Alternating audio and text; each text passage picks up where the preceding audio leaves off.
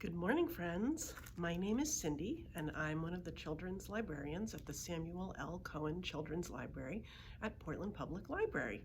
Today, we're going to read part 2 of Ivy and Bean. Remember when I read the other part? It's by Annie Barrows and illustrated by Sophie Blackall.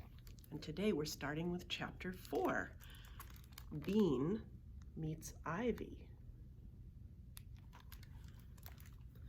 Bean peeked out between leaves. Nancy hadn't seen the $20 bill. She was standing on it. Thought Bean. Her plan was a bust, but if she kept on being a ghost, maybe she could scare Nancy a little. "I'm going to wrap my fingers around your neck, too," she howled in her spooky voice, "and I'm going to spit in your ear." "No, you're not," said Nancy. She didn't sound scared. She reached into the bush and yanked Bean out. "Stop yelling." That's when she saw the $20 bill. "Hey," she said, "where did you get the money? You don't have $20. Then she saw the string. "I see what you're doing, burp face. I bet this is my money, too." Then she picked up the bill and looked at it. "You stole my money. I'm telling Mom." She began to pull Bean toward the front door. I'll show you one more time. There she is, pulling her towards the front door. Uh-oh, thought Bean. None of her ideas were working out today. Now she had two choices. She could go inside with Nancy and face Mom, or she could run. So Bean fell over on the ground and started to wail. "My ankle! Ow, ow, ow, ow! My ankle's killing me! It's sprained!" She held her ankle. Nancy frowned. "You didn't sprain your ankle, you faker," she said, but she bent down to take a look. That was all Bean needed. She stood up and ran. She ran out of her yard and around Pancake Court until she found herself in front of Ivy's house.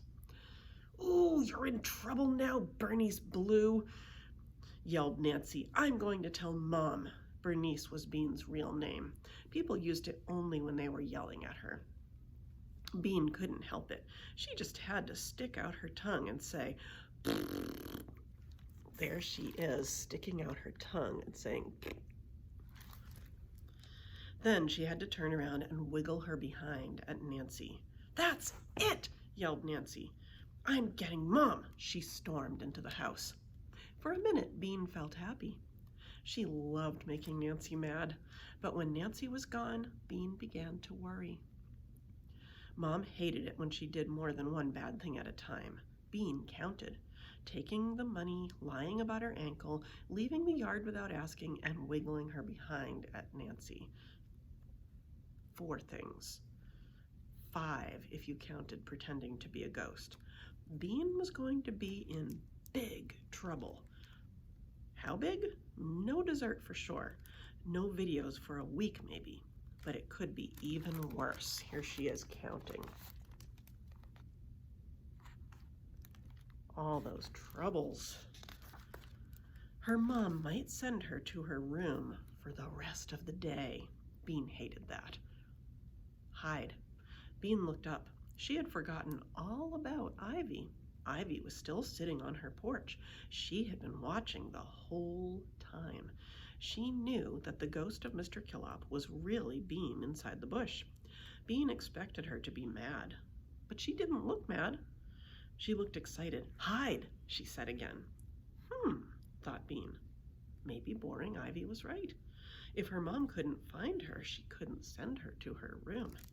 If she stayed out until dark, her parents would stop being mad and start being worried. Her mom might say, "Oh, my poor little Bean, my poor little baby." Then they'd be so happy to see her when she came limping home that they probably wouldn't punish her at all. They might even let her have seconds on dessert. That settled it. "Okay," she said to Ivy. "Where?" "Follow me." Here she is. Ivy's going, "Come on, this way." Ivy came down the stairs and slipped behind a bush growing against her house. Bean followed her and crouched down under the wide leaves. "No, get up. This is just the beginning," said Ivy. "I'm going to take you to a secret spot." "This isn't it?" asked Bean. The bush looked pretty good to her. "No, this is the passageway." Ivy pressed her back against the house and edged along. There they are, edging along by the house. Bean edged along too, the wall scraping her back. They turned a corner and edged some more. Ivy's house was big. "Halt," said Ivy. Bean halted. "Now," said Ivy, "close your eyes and I'll take you to a secret spot."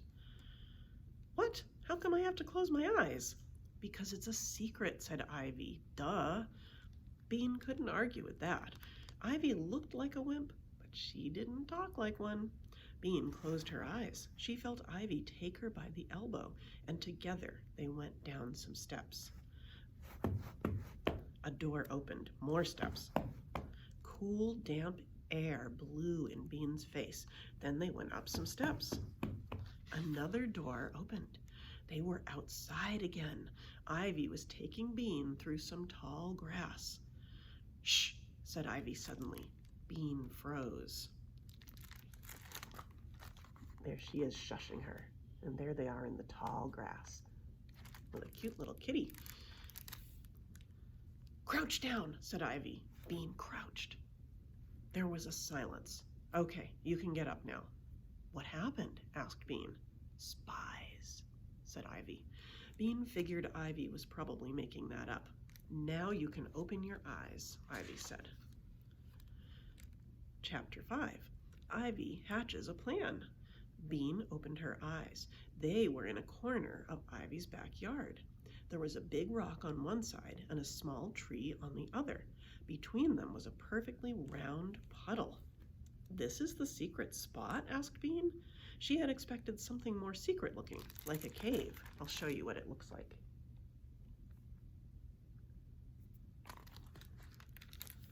"Yes, they'll never find you here," said Ivy. "You can stay for as long as you want. I'll bring you food."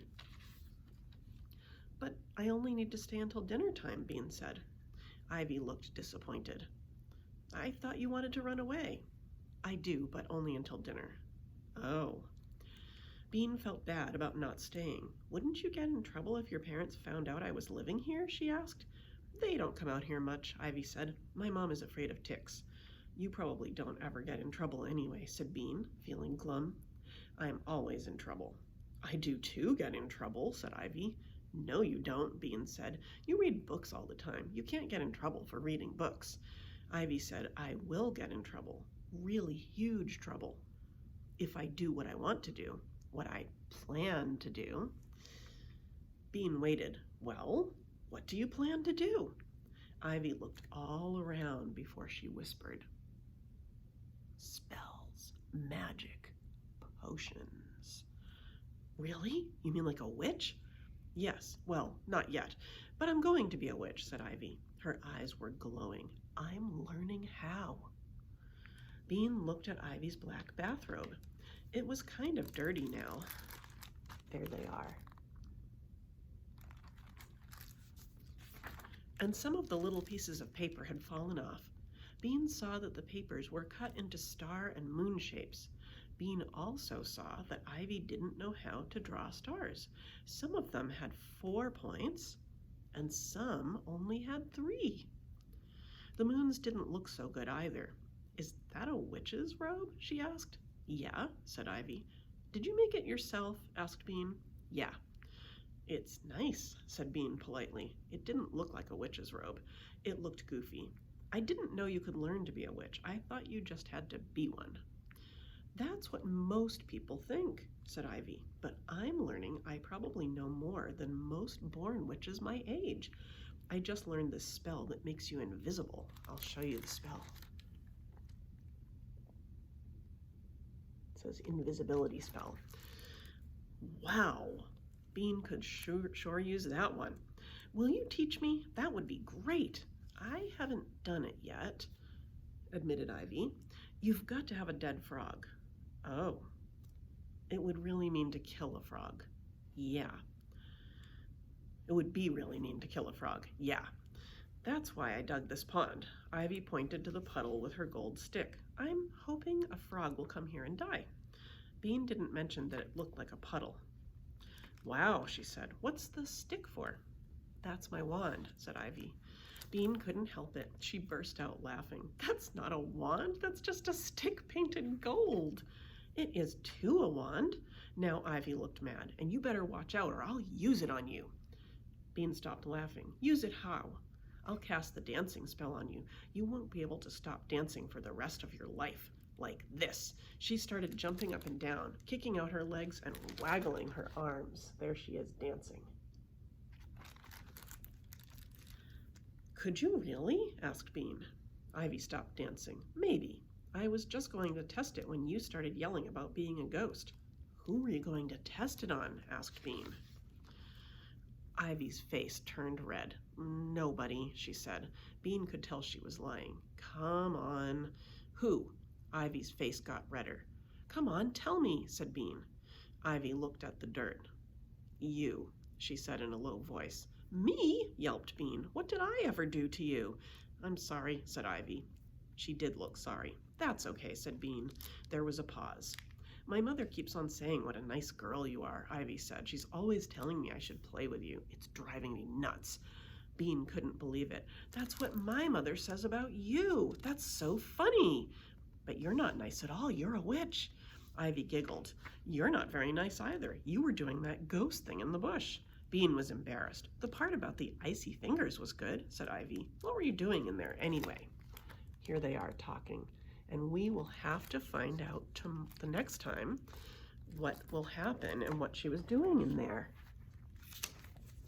It was nice to read to you, friends, and I hope you'll tune in for the next installment, part 3 of Ivy and Bean by Annie Barrows and Sophie Blackall. Thanks for tuning in. Have a great day.